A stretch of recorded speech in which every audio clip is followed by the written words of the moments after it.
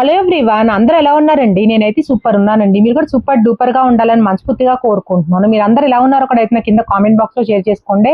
ఇవాళ అయితే మీకు మన ఛానల్లో డిఫరెంట్ ఫ్లేవర్ తో సొరకాయ పచ్చడి అయితే చేసి చూపిపోతున్నానండి. చాలా రుచిగా ఉంటుందండి సొరకాయ పచ్చడి అనేది. మా చుట్టాల్లో నేను చేసే సొరకాయ పచ్చడికి ఫ్యాన్సే ఉన్నారండి. అంత టేస్టీగా ఉంటుంది ఈ సొరకాయ పచ్చడి అనేది. ఈ సొరకాయ పచ్చడి ఎలా చేసుకోవాలో అయితే ప్రాసెస్ లోకి వెళ్ళిపోదామా. ముందుగా అయితే స్టవ్ ఆన్ చేసేసుకొని బాండీ పెట్టుకున్నానండి. బాండీ హీట్ అయిన తర్వాత ఒక 2 స్పూన్స్ ఆయిల్ వేసుకున్నాను. ఆయిల్ కూడా హీట్ అయిన తర్వాత దాంట్లో 4 స్పూన్స్ అన్న లేకపోతే 5 స్పూన్స్ అన్న పల్లీలు వేసుకోండి. పల్లీలు వేసుకోవడం వల్ల సొరకాయ పచ్చడికి టేస్ట్ కొంచెం డిఫరెంట్ గా ఉండి ఫ్లేవర్ అయితే చాలా బాగుంటుందండి. ఇప్పుడు పల్లీలు కూడా సిమ్ ఫ్లేమ్ లో పెట్టుకొని 80% ఫ్రై అయ్యే వరకు అయితే ఫ్రై చేసుకోవాలండి. పల్లీలు 80% ఫ్రై అయిన తర్వాత దాంట్లో 1 స్పూన్ పచ్చనపప్పు, 1 స్పూన్ ఏమో పొట్టు మినపప్పు అయినా లేకపోతే నార్మల్ మినపప్పు అయినా వేసుకొని ఫ్రై చేసుకోవాలి. క్లిప్పింగ్ మిస్ అయిందండి, నేను ఎక్కువ వేయలేదు, జస్ట్ 1 స్పూనే వేసుకున్నాను. అవి వేగుతున్నప్పుడే దాంట్లో ఒక రెమ్మ కరేపాకు కూడా వేసుకున్నానండి. ఇక్కడ సొరకాయ పచ్చడికి కరేపాకు వేసుకోవడం వల్ల కొంచెం డిఫరెంట్ ఫ్లేవర్ వచ్చి చాలా బాగుంటుందండి. కరేపాకు మాత్రం ఎవరు స్కిప్ చేయొద్దు. కరేపాకు కూడా కొంచెం అలా వేడిపడిన తర్వాత దాంట్లో 1 స్పూన్ ధనియాలు వేసుకున్నానండి. 1/2 స్పూన్ జీలకర్ర వేసేసుకొని సిమ్ ఫ్లేమ్ పెట్టుకొని లైట్ గా ఫ్రై చేసుకోవాలి. మనకి కరేపాకు కూడా క్రిస్పీగా అయ్యే వరకు అయితే ఫ్రై చేసుకోవాలండి. ఇప్పుడు చూడండి, దినుసులన్నీ మంచిగా గోల్డెన్ కలర్ వచ్చేసినాయి కదా. ఇప్పుడు ఒక ప్లేట్ లోకి అయితే ట్రాన్స్ఫర్ చేసేసుకున్నాం. ఇలా దూరగా ఫ్రై అయితేనే మనకి పచ్చడి రుచి చాలా బాగుంటుందండి.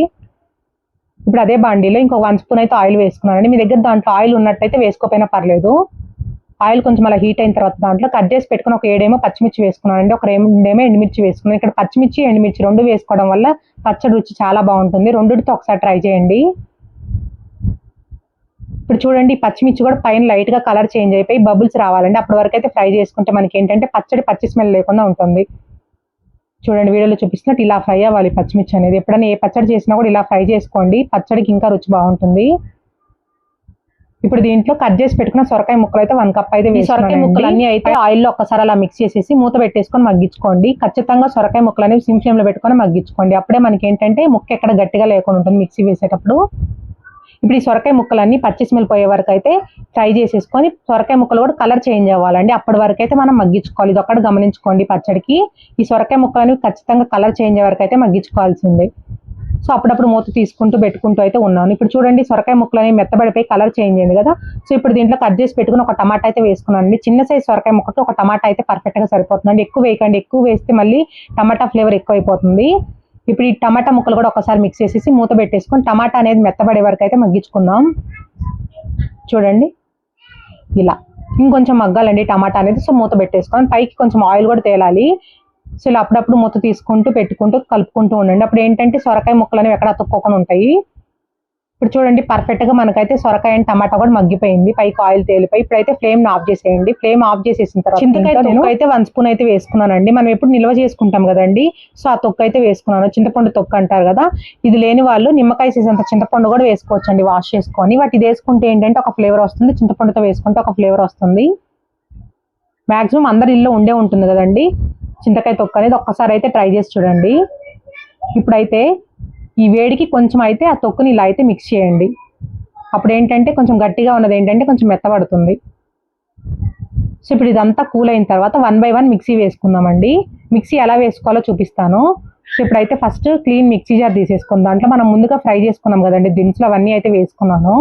సో ఇప్పుడు దీంట్లోనే మీ టేస్ట్కి తగ్గట్టు అయితే ఉప్పు వేసుకోండి. కల్లుప్పు వేసుకోవడానికి ట్రై చేయండి. పచ్చళ్ళకి పులుసులకి బాగుంటుంది కల్లుప్పు అనేది. ఒక 1/2 స్పూన్ పసుపు వేసుకున్నానండి. మీకు కావాలనుకున్నట్టయితే ముక్కలు మగ్గేటప్పుడు కూడా వేసుకోవచ్చు.